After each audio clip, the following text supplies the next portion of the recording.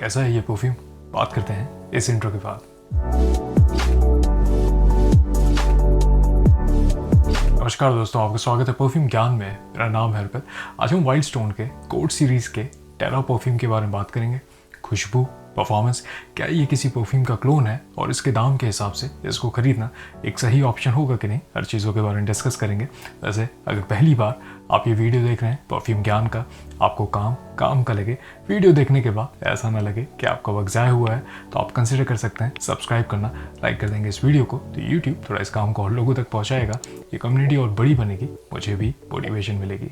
बात करते हैं इसकी खुशबू के बारे में। ये एक सिट्रसी, फ्रेश, वुडी, हल्का स्पाइसी, अर्थी, मॉसी और वेटिवर बेस खुशबू वाला परफ्यूम है। इसमें जो सबसे प्रोमिनेंट नोट्स मुझे महसूस होते हैं, शुरुआत में ऐसा लगता है कि संतरे जैसे खुशबू का इस्तेमाल किया गया है। इसमें ग्रेप फ्रूट ये कहते हैं, मुझे ज़्यादा इसमें संतरे की जेस्टी खुशबू महसूस होती है। तो ऐसा लगता है कि किसी एरोमा केमिकल का उसका इस्तेमाल किया गया है। उसमें हल्का सा एक स्पाइसी एलिमेंट मिलता है, वो ब्लैक पेपर ये कहते हैं, तो पेपरी एलिमेंट मिलता है। बहुत प्रोमिनेंट नहीं है, बहुत ही स्टिल फ्रेश खुशबू है, सिट्रसी खुशबू है। उसके साथ इसमें थोड़ा सा ऐसा लगता है कि वुडी नोट का इस्तेमाल किया गया है। अब बेस में ये कहते हैं इसमें वेटिवर का इस्तेमाल है, उसकी वजह से एक अर्थी सूंधापन इसमें महसूस होता है। अब देखिए, टेरा का जो मतलब है वो अर्थ होता है। आप मिट्टी, सॉइल किसी भी तरीके से इसको डिफाइन कर सकते हैं। तो इसमें जो सूंधापन है वो वेटिवर की वजह से है।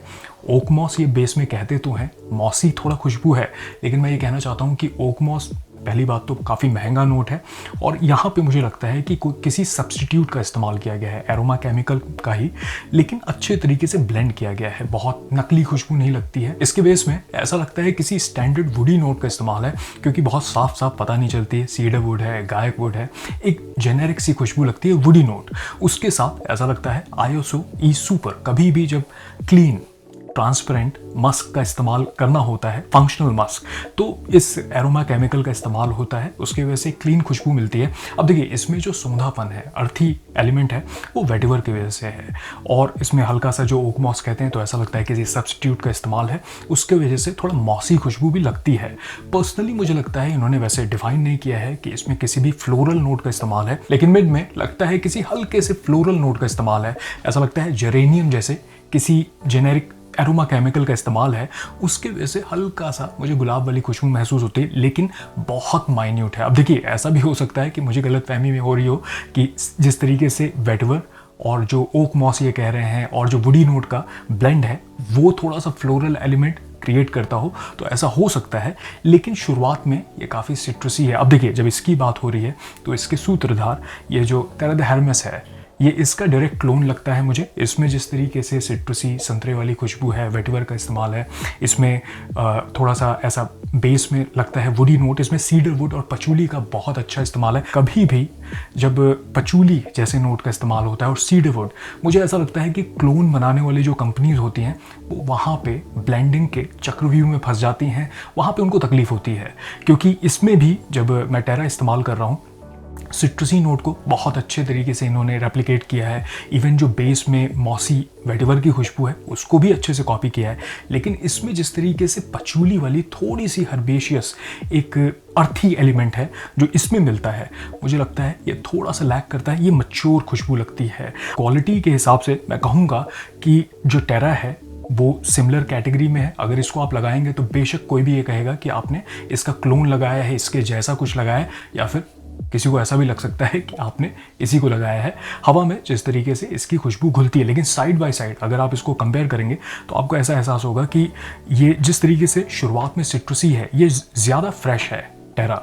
इसमें संतरे वाली खुशबू ज़्यादा आती है, और इवन आधे घंटे बाद जिस तरीके से ये ड्राई डाउन में जाता है, इसका ड्राई डाउन जो है इसमें अर्थी एलिमेंट ज़्यादा लगता है, इसमें सीडर वुड की खुशबू महसूस होती है। ऐसा लगता है कि क्वालिटी नोट्स का इस्तेमाल है।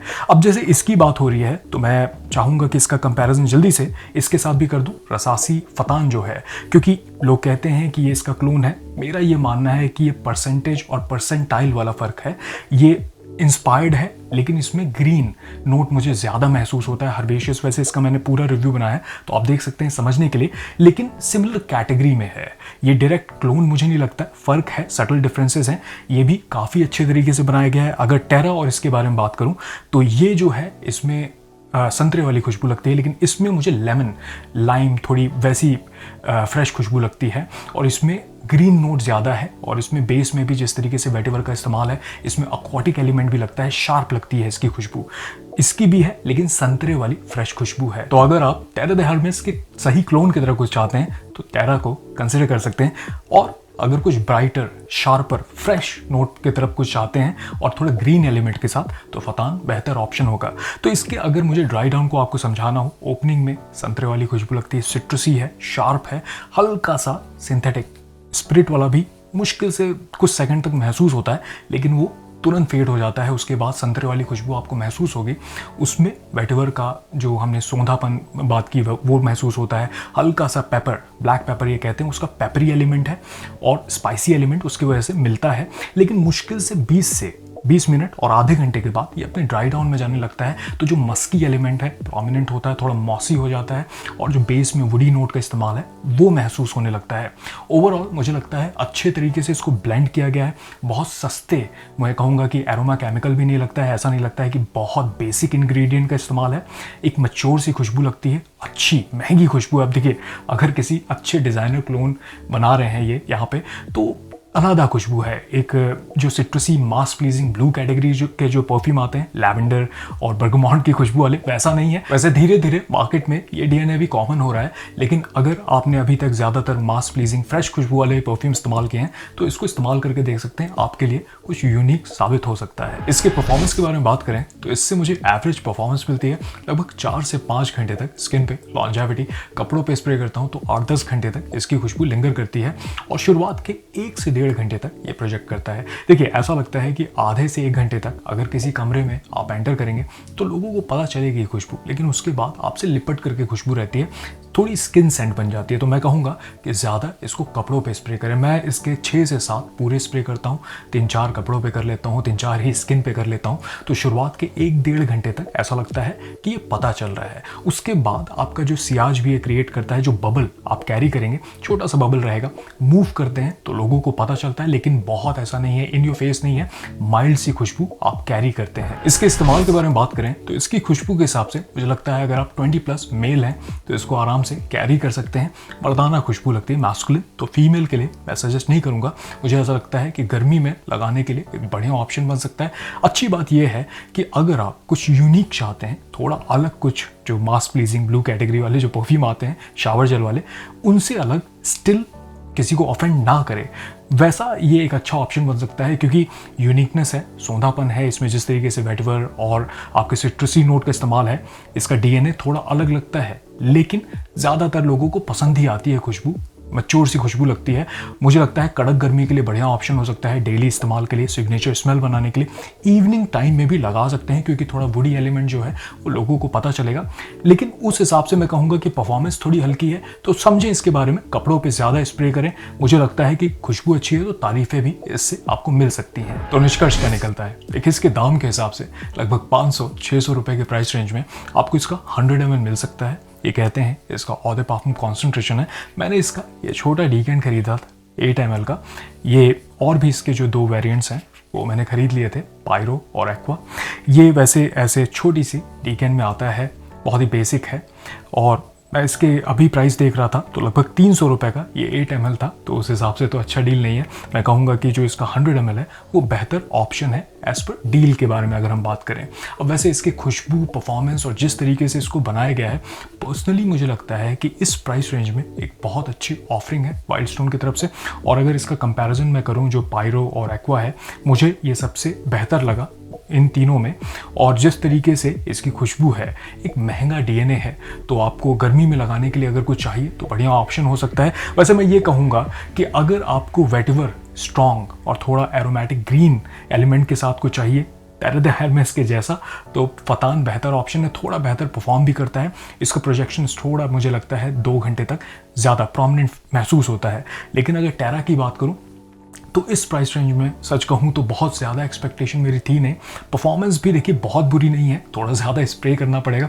चाहे तो ऐसा डीकैन खरीद सकते हैं, या फिर 100 ml की बॉटल को आप कैरी करें तो लगभग 2-3 घंटे बाद अगर स्प्रे कर लेंगे तो रिवाइव हो जाएगी, खुशबू प्रोजेक्शन भी फिर से रिवाइव हो जाएगी। ऐसा लगता है कि सिग्नेचर स्मेल बनाने के लिए, कड़क गर्मी के लिए एक बहुत अच्छा ऑप्शन बन सकता है। बस ये है कि समझें, अगर आपको शावर जेल और जो मास प्लीजिंग खुशबू वाले परफ्यूम से कुछ मुख्तलिफ, कुछ अलग चाहिए, तो मुझे लगता है बजट में एक ये बढ़िया ऑप्शन बन सकता है। बस एक कमी की बात करूँ, खामी की, तो परफॉर्मेंस हल्की है, सॉफ्ट खुशबू लगती है। लेकिन अगर बैकअप बॉटल की तरह बजट में कुछ चाहते हैं, और मुझे लगता है कि अगर आप एक डीकेंट खरीदें टेरा द हेर्मेस का और उसको लेयर करना चाहें, उसको 1-2 स्प्रे करें, इसके 4-5 कर लें, तो मैच करता है। क्योंकि ये थोड़ा फ्रेश है, थोड़ा जिस तरीके से हमने सिट्रसी संतरे वाली खुशबू ज़्यादा आती है, बेस बहुत स्ट्रांग नहीं है, लेकिन ऐसा हो सकता है कि आप उसको ज़्यादा चला पाएँ डीकेंट को, तो उस हिसाब से मुझे लगता है बढ़िया ऑप्शन है। और ये भी है कि बजट में है तो आप थोड़ा ज़्यादा इस्तेमाल भी कर सकते हैं, बहुत ज़्यादा आपके पैसे भी खर्च नहीं होंगे। वैसे अगर आपने इसको इस्तेमाल किया है तो मुझे बताइएगा आपको कैसा लगता है। चलिए मैं मिलूंगा आपसे अगले वीडियो में, तब तक आप अपना ख्याल रखिए। नमस्कार।